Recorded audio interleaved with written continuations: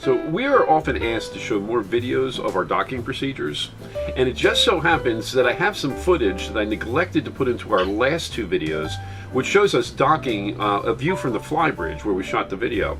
The video shows two semi-difficult dockings and one really easy one. Now, I am by no means an expert when it comes to docking, and I'm sure other captains have methods that work for them. However, this is what works for me in my boat on these particular days.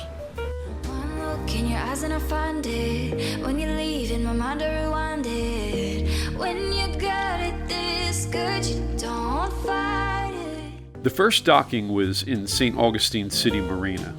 The big issue there is strong currents inside the marina, sometimes 2 to 3 knots.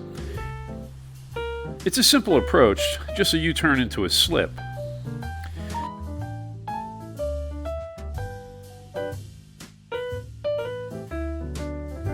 Now, all the videos I'm about to show you are 3 times regular speed. This turn is simple. Just avoid the expensive yacht on my port and everything's good.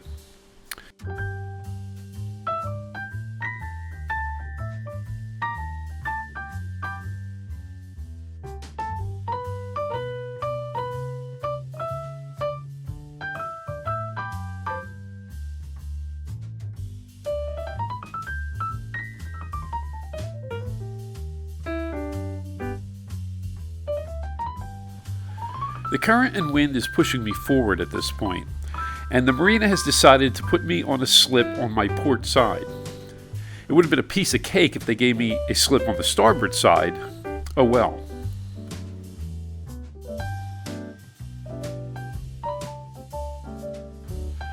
I try to come in as tight as possible to the finger pier, knowing that the current will quickly push me off.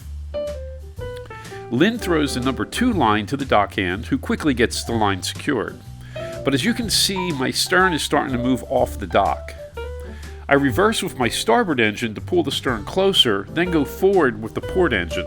This snugs me up a bit and gives Lynn time to get to the stern and throw that line to the dockhand. If there had been another boat in the slip to my starboard, I would have done this a lot differently. I would have passed the slip, turned around, and docked into the current, which is always a safer bet. I guess you could say I was being a little bit lazy on this docking.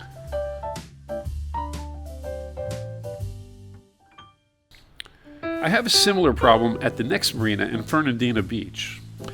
A strong wind from a passing squall is blowing off the dock. Now I decide to approach from a 90-degree angle. The plan is to turn to port as I get close and use my momentum to drift into the dock.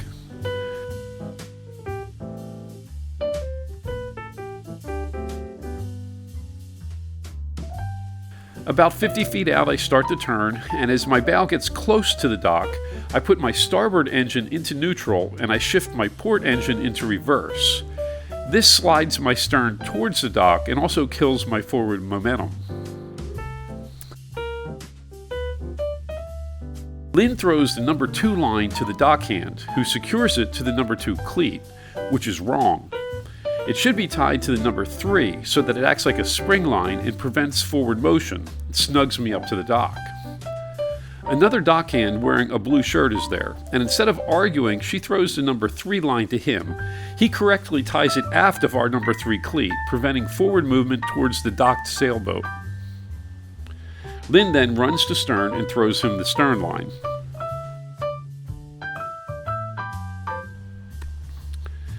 In case you are not familiar with the line numbers, let me explain.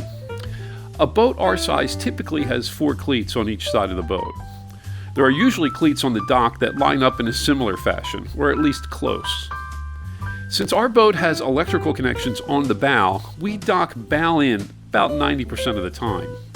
This means that in most situations, Lynn will toss line 2 from the boat to a dockhand who ties it aft. In this diagram, that would be cleat number 3.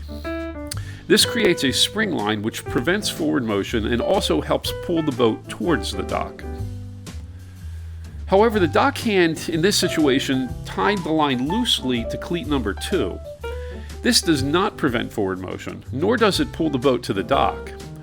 Instead of debating the issue, Lynn threw line number 3 to the other dockhand, who ties it to cleat number 4.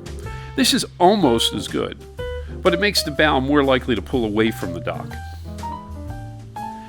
The first dockhand has not tied my number 2 line tight enough, and the wind is starting to blow my bow off the dock. So I throw the port engine into forward and the starboard into reverse to turn the bow towards the dock. The stern line is tied tight, so I do not need to worry about our boat pulling off the dock at the stern. Lynn runs forward, throws the bow line to the dockhand and tells him to tie it tight, and we are finally in. The final docking in this video was about as easy as it gets. Once we entered the marina at Hilton Head Harbor, there was virtually no current and just a little bit of wind. The U-turn was a little bit sharp, but otherwise this docking was a breeze.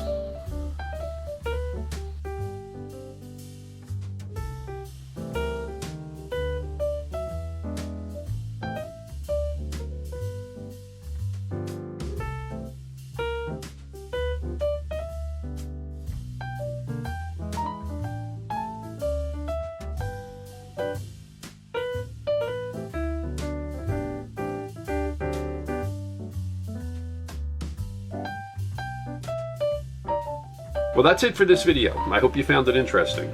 Now, we dock at dozens of different places, and one thing we've learned is that every marina is a little different, and even the same marina can be different if the weather's changing and things like that. If you'd like to see more videos of things like docking and various procedures, how we run the boat, let us know in the comments. Roger out. Yo, Lynn, Yeah, can you come here a second? sure.